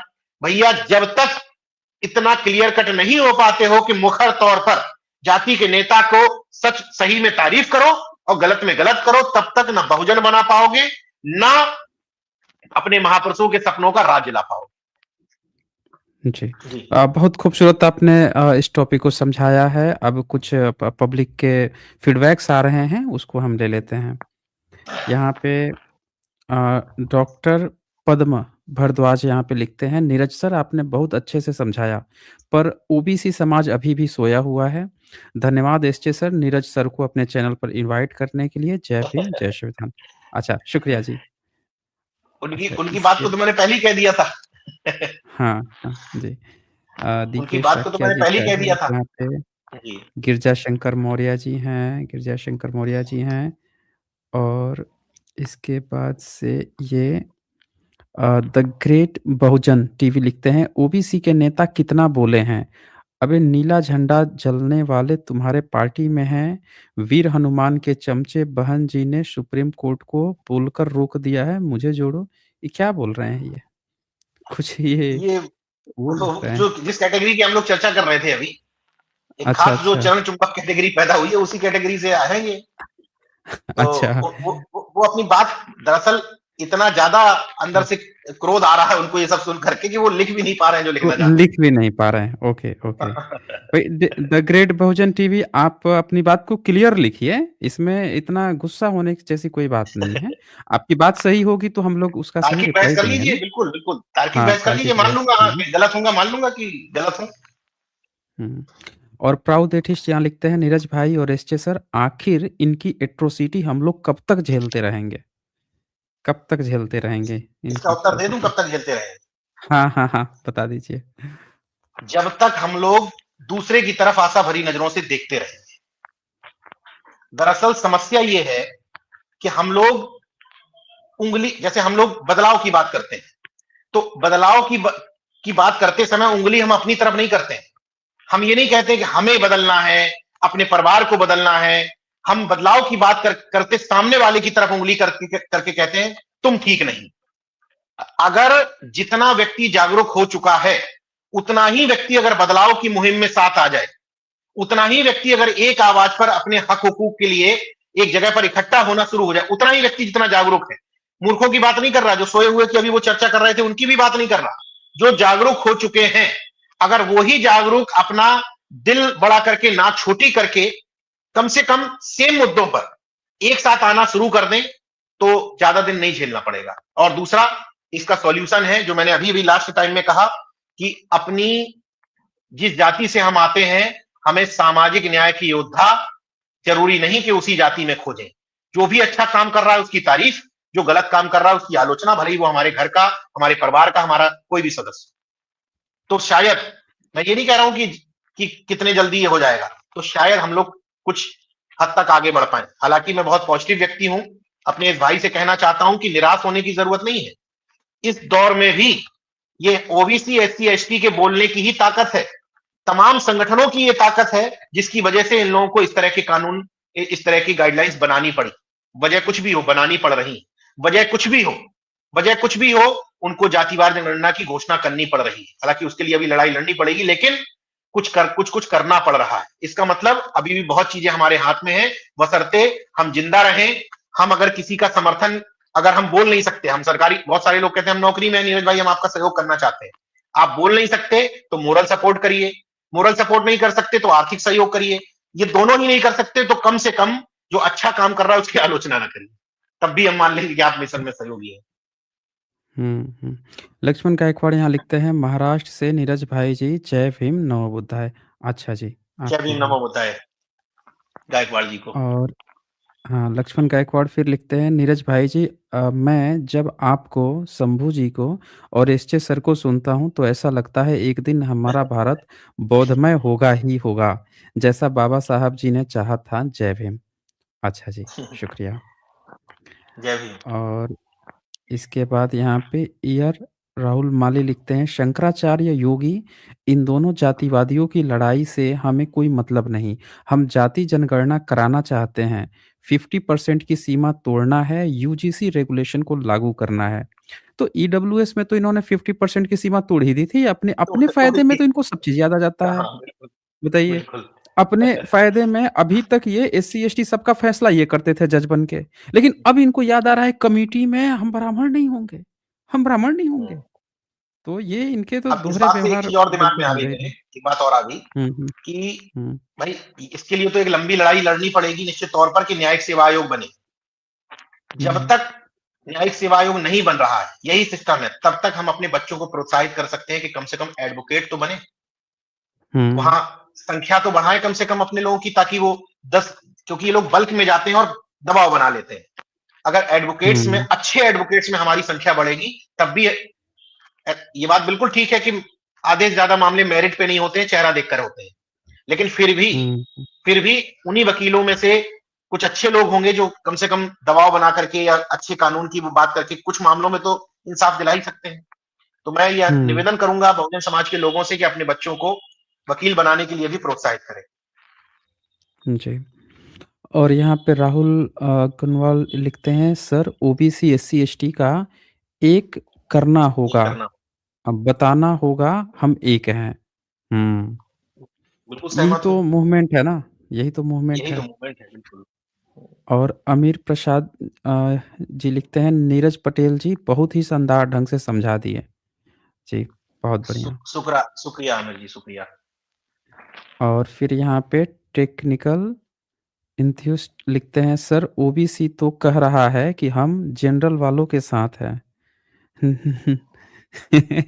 ये वो अब ओबीसी नहीं होगा, वो नहीं वाला नहीं, होगा जो एक अब जगह देखिए, याद एक अब आप देखो, ये हमारे हाँ, भाई हैं जो, अब इन हुँ, भाई ने हुँ, वही काम किया जो सुप्रीम कोर्ट और सवर्ण कहना चाह रहे हैं। मतलब हुँ, इन्होंने क्या काम किया, वो पहले से ये हुँ, आकलन लगाना चाह रहे हैं कि किसी एक अपवाद को नियम नियम की शक्ल दे रहे हैं।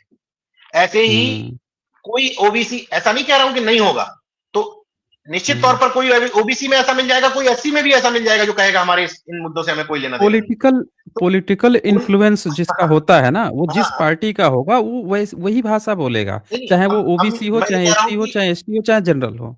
हुँ। मैं ये कह रहा हूँ पॉलिटिकल इन्फ्लुएंस भी ना हो। हुँ, सब हुँ। में कुछ ऐसे मूर्ख होते ही हैं जिनको समझ ही में नहीं आता कि हमारा सच हमारे मतलब हमारे साथ हमारा मित्र कौन है, हमारा दुश्मन कौन है। तो हो सकता है, दुश्मन कौन लेकिन जब आप लिख रहे थे तो ये भी तो सोच लीजिए कि ये बात ओबीसी से ही कह रहे हैं हम तो है? अपने आप को बहुजन मान करके खड़े हैं ना इस मूवमेंट के साथ, पूरी शिद्दत के साथ, पूरी ताकत के साथ। मैंने अपने खुद को, अपनी पत्नी को, अपने बच्चे को परिवर्तित किया है ना, अपने घर के पूरे सिस्टम बदले हैं। हम जन्म के साथ तो ऐसे नहीं थे। हम हुँ, बहुत अपने घर वालों से लड़ करके, अपने परिवार से लड़ करके, नाते रिश्तेदारियों से लड़ करके यहाँ तक पहुंचे हैं। हमें भी बहुत आरोप झेलने पड़े। एक घटना इनको बता देता हूँ, जब मैंने अपनी शादी के कार्ड में बाबा साहब छपवाए थे, तो हुँ, हुँ, मेरे गांव में ही पिताजी से कहा गया था कि कमेंट करते हुए, ये नीरज के बब्बा है क्या? हुँ। है तो मतलब उन्होंने कहा कि तुम ऐसा करो, तुम अपने कार्ड अलग छपवा लो, यहाँ के अलग। तो ये सब चीजें कोई बात नहीं, मैं सहमत हूं, इनकी बात से सहमत हूं कि ऐसे लोग हैं, लेकिन ऐसे लोगों को ही तो समझा करके अपना बनाना है, तभी तो हमारी संख्या बढ़ेगी। हम असल अ, में असल में क्या होता है ना, पब्लिक को ये नहीं पता है कि जो जो लोग भी जो ओबीसी से हैं या गैर ओबीसी गैर एससी हैं, वो लोग भी अगर उस मूवमेंट का अम्बेडकराइट हैं अगर, वो कितनी चीज़ें झेल रहे हैं अपने बैकग्राउंड में बिल्कुल और सही बात है। उसको झेलने के बाद से भी बने हुए हैं। तो ये सबके नहीं, साथ अच्छा, प्रॉब्लम ये भी बहुत छोड़ सारे दीजिए, लोगों ये के भी साथ छोड़ दीजिए, प्रॉब्लम है। हुँ, ये भी छोड़ दीजिए। अरे फेसबुक पे अगर सोशल मीडिया की ये बात कर रहे हो, तो ओबीसी एससी के हुँ, नाम से तमाम फर्क, ओबीसी एससी और मुस्लिम के नाम से हुँ, हजारों हुँ, लाखों की संख्या में फर्जी आईडी बनी है, जानबूझ करके दिखाने के लिए कि मतलब इस हम इनके साथ नहीं है, इनके साथ नहीं है, इनके साथ है। अब हुँ, वक्त बहुत बदल चुका है। मध्य प्रदेश हो, उत्तर प्रदेश हो, कहीं या देश का कोई भी कोना हो, ओबीसी वर्ग के लोग, मैं ये नहीं कहूंगा कि अब बदले, ओबीसी वर्ग के लोग शुरू से इस मूवमेंट में साथ खड़े रहे। मतलब लंबी फेहरिस्त है, ज्योतिबा फूले साहब से लेकर के किसी के भी नाम, जगदेव जगदेव बाबू के नाम ले लीजिए, महामना रामसूख वर्मा के नाम ले लीजिए, कर्पूरी ठाकुर जी का नाम ले लीजिए, संतराम बीए प्रजापति जी का नाम ले लीजिए। कौन लोग थे जो मूवमेंट में साथ में नहीं खड़े थे? हुँ। उनका जिज्ञासु जी का नाम ले लीजिए, मतलब लंबी ये फेरिया ललई का नाम ले लीजिए। ये आ गए ये ग्रेट बहुजन टीवी लिखते हैं, बाबा साहब काशीराम जी का झंडा जलाने वाला व्यक्ति चंद्रशेखर के पार्टी में है। काशीराम जी का झंडा जलाने वाला? सर मुझे होगा। जोड़ लीजिए, मैं यूजीसी के समर्थन में हूँ। अच्छा जी, आप आ जाइएगा, हमने तो 1 ही घंटा समय लिया था, हम लोग तो ओवर 1 घंटे से ऊपर हो रहे हैं।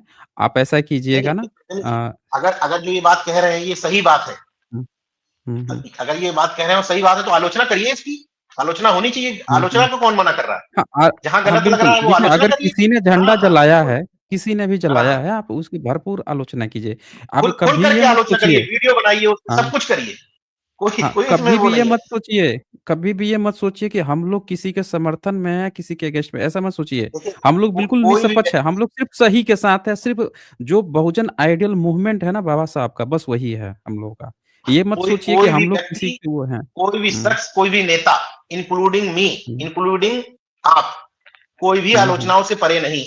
जिस दिन लगे हुँ। हम लोग गलत कर रहे हैं, खुल करके आलोचना करिए, उसके लिए एकदम हाँ, तैयार हमारी भी बैठे हैं। आलोचना कोई कीजिए। दिक्कत अगर नहीं। हम लोगों से कुछ गलती बिल्कुल। होती है, बताइए हम लोगों हाँ को, तभी बिल्कुल तो हमें भी आलोचना पता करिए। चलेगा ना हाँ, कि हमें अगर वो हम सुधारने क्या लायक होगी तो कर सुधार रहे देंगे हैं।